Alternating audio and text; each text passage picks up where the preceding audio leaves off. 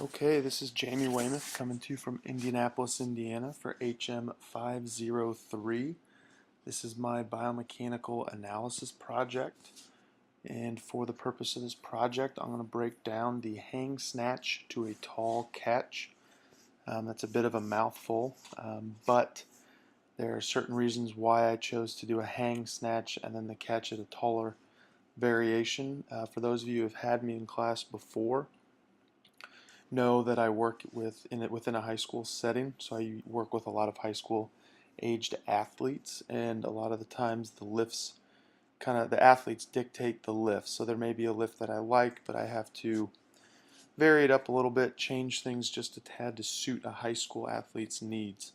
I don't know how many of you have seen a high school athlete lately, but very rounded shoulders, tight pecs, very weak glutes, very unstable lumbar spine, weak core, kind of the anti-Olympic style lifting movements athletes, if you will. So there's some things that I like to make sure our athletes can do before I start having them hang snatch, and I'll go over that in just a second. But this lift is definitely for more advanced athletes that I work with. So moving forward, some of the prerequisites that we like to use before utilizing this lift, or at least go over. One thing we discuss is training age. A lot of times I'll get freshmen in high school telling me they've lifted with their dad or their uncle or brother, which is great, but that doesn't necessarily mean that they're trained properly in how to perform certain style lifts, push, pull, explosion, landing, all those good things. So again, this is a lift with a higher training age, junior, senior year. I might feel more comfortable giving this lift to the athletes. Mobility, stability of certain joints. They've got to be able to do this lift really well for it to be successful. And in order to do that, for example, their shoulder has to be pretty mobile. They have to be able to get their shoulder through their full range of motion, get their thoracic spine through their full range of motion in order to catch the bar properly without injury. And then obviously some stability, stability within their lumbar spine, stability within their hips, just the ability to maintain integrity within those joints so they can stay healthy. Risk reward, which goes back to that staying healthy. Is this lift worth it if it's going to put the athlete in a possible scenario where they could get hurt? If I feel like an athlete's shoulders are not mobile enough, I'm not going to risk them performing this lift just for the possibility of a reward in the end. So just the risk reward, making sure that they can perform the lift well to get the benefits without any injury. And finally, this is kind of my little tangent, but the purpose of performing the lift, I really try to always make sure that each lift that we put into each exercise routine has a purpose. I'm not going to just throw a lift in there just to waste time or a time filler. So the only way that this lift will make it into the workout routine is if I truly feel it has a purpose, and it will benefit the athletes in a safe way. So let's get down to the lift itself. Here's the video. This is Mike. He's a teacher with me. He's an avid lifter. He works out about 5-6 times a week. Played college football, had a great strength coach in college, has very good form, and he was the one who demonstrated the hang snatch to a tall catch, and I'll explain more about the tall catch after you watch the video. It was a pretty busy day in the weight room the day Mike did this, so you have to look through the mess behind it. Let's hope the video works. It's been very slow. We tried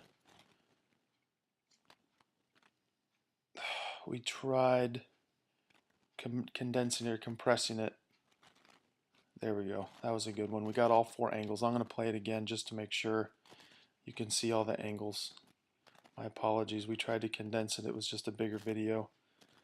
Sometimes it just shows a little slow, but as you can see, Mike's doing from the hang position. So a lot of times I'll have the athletes walk it out from that catch that you see on my squat rack. The ones that are less experienced, the older ones, I'll let them pick it up off the floor, but it is not a power snatch from the floor.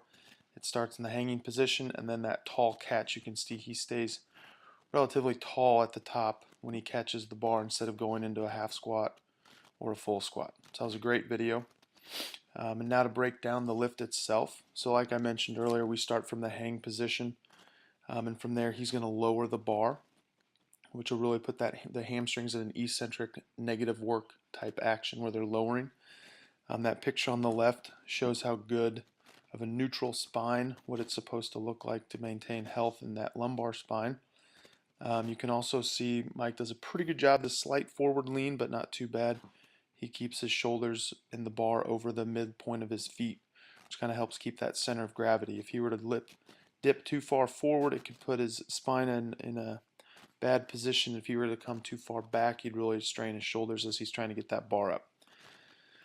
The picture on the right is just a taller, right at the very beginning of that lowering.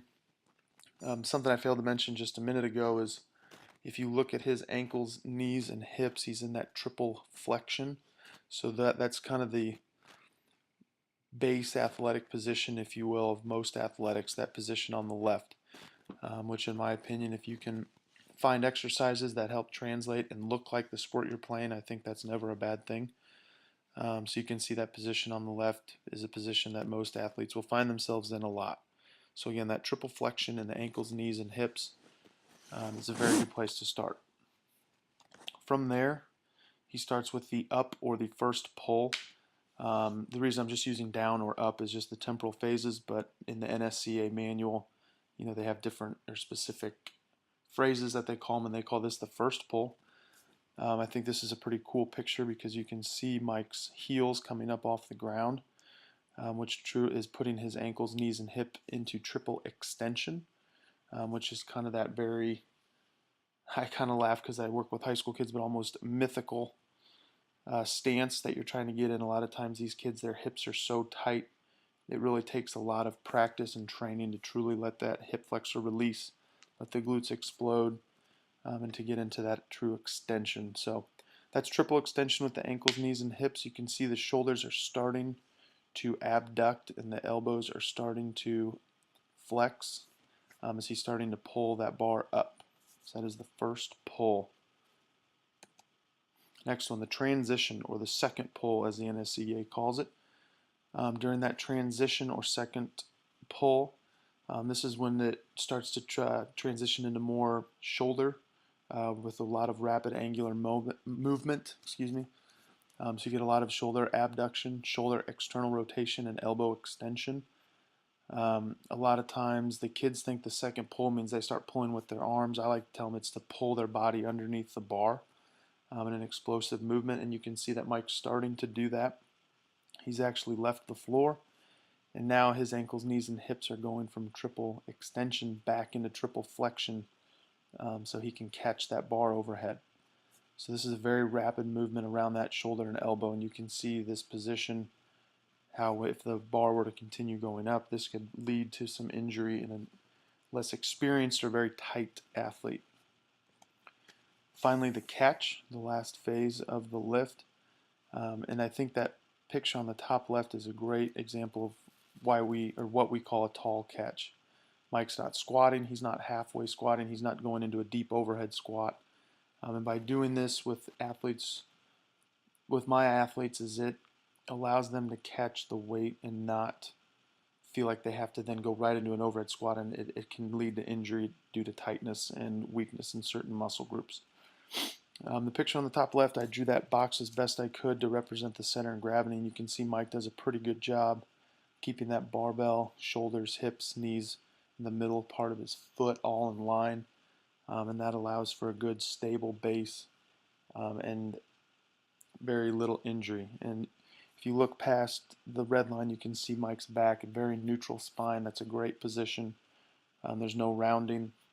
His knees are a little in front of his toes, but I'm perfectly all right with that because it's still a very athletic position, and his hips are working their way back. So again, that triple flexion on that catch. I kind of made a note where his shoulders are almost in a neutral state during the catch. The shoulder blades are kind of locked up against the rib cage and just stabilizing that bar. The picture on the top right I included because before we started, Mike said that his shoulders were kind of tight after doing a couple practice lifts. And if you look at that bar, it does dip to the left, and he wasn't sure if he was just sore from the workout the day before or if he was just a little bit tighter. But if that were one of our athletes, I would definitely check that out. Most times it's just a small knot or some soreness within their trap or rhomboids that just needs to be worked out and allow them to get through that full range of motion. So I just thought it was interesting that he said his shoulders were tight, and then you can see it on that picture. The bottom right picture is from the back angle of the lift on the catch, and I drew a red box around which kind of got cut off, just showing the center of gravity and the stable base that he has underneath himself, which is a very good job um, of holding that bar. And one thing we try to teach and coach is not letting your feet fly out to the sides during the catch. You want to keep everything underneath you. That'll maintain good health through that ankle, knee, and hip. So the rapid movements around a joint, I explained how much rapid movement goes through that shoulder during the transition phase. One area that I think I failed to mention a little bit was just the hip during that first pull, that extension. I wouldn't consider it a wrap around the joint. It's just, the hips are going through a rapid explosion, which causes the upward movement of the bar. And I found this quote that I thought explained Olympic style lifting really well. Just saying, Olympic style lifting has been used in the conditioning programs of many athletes, especially when their sport involves fast and powerful muscular actions. I just think that's a great way to describe all sports: fast, powerful muscular actions. And Olympic style lifting is such a great way of getting that done in the weight room to translate over to the field. Another quote that I found very, very good is Olympic style lifting involves multi-joint explosive movements that could help synchronize muscular contractions similar to how an athlete uses his or her muscles, for example, with activities such as jumping. So I really liked synchronized muscular contractions. Anytime you can mimic sport in the weight room, I think is a bonus, is a good thing. You can get strong by doing a bench press, but I always tell my linemen, don't worry too much if you don't have a huge bench press, because hopefully you won't be pushing anybody off when you're on your back. I'd much rather have a more explosive full body type push. And again, that's kind of getting off subject, but I just liked how it says synchronized muscular contractions, and then it says similar to how an athlete uses their muscles, which I think is pretty good quote. Going forward with some of the injuries, and I touched on this in the beginning, the risk reward and some of the prerequisites. The picture of the top left, actually these two pictures are from the last 2 Olympics, and the picture of the top left, that is one of the big injuries that can happen to the elbow, a hyperextension of that elbow. This is just the first picture of a few. Google at your own risk. It was pretty gruesome. But he got under the bar and did everything right, but the bar traveled too far backward and his shoulder stuck, and the elbow just went into hyperextension. And then the picture on the right, this guy actually didn't get enough triple extension, didn't get the height he needed the bar to go, and couldn't, during his second pull, get back under the bar, and it crashed on top of him. Both of these guys were okay from what I gathered. Still just some of that stuff we have to take into account, the risk reward, and when doing explosive movements, especially overhead, you have to take into account. So some of the testing that you can do pre, post, and with the lift itself. I really like the functional movement screen, the FMS. I think it serves a great purpose when you have large numbers, especially like I do. I'm able to knock out testing of a big group in one day and get some really good information out of that. I think the FMS is a good test for shoulder mobility as well as thoracic spine stability. And I know your thoracic spine is supposed to be mobile, but at the same time with some of these movements, I like to try to maintain a mobile / stable thoracic spine, if that makes sense. But I think this is a great precursor test to see if someone's ready for this lift. A good test that we use is the vertical jump, as simple as that is. With high school athletics, you get a lot of sharing athletes, which means you can have a football player who plays football season, gets a 1-week break, and goes right into basketball. And they might not get the time in the weight room to make a lot of gains, but you can test vertical in the fall and then back in the spring, and you don't have to worry about lifting. It's just a basic test of power. And then for my grouping, if we were to test the snatch, we would use a 3-rep max test, just so we wouldn't be able to load fully on the bar, just to reduce injury. Some auxiliary exercises to help improve this this lift. I think that's what's so cool about the Olympic style lifting, is just break down the main lift itself, and you have a bunch of variations of lifts you can perform. So if I wanted to break down, which we did, the hang snatch to a tall catch is just a simpler or broken down version of the power snatch. But within that, we like to deadlift, RDL, hang clean, hang snatch, overhead squat. These are all different lifts that could help contribute to the hang snatch as well. Something that's, I think, sometimes forgotten is simply just jumping. Jump as high as you can. So we've been, this spring, we've tried to add a few more sets of bounding and just basic jumps, just teaching those kids to triple extension, release your hips, just jump as high and as far as you can. And then sprinting. While one leg's in triple flexion, the other one's in triple extension. So that's just another great tool to get those muscles to move in that fast motion or fast action that you're looking for. These are the references that I used. I truly believe in Olympic style lifting. I think it really serves a purpose if taught well and given to kids at the right times. If it's your end all be all, I think that you can get away from what we're trying to do, is keep the kids healthy and allow them to lift and stay healthy throughout their season. So I hope this generated some questions and insight into the hang snatch to a tall catch. I am looking forward to your responses. Thank you.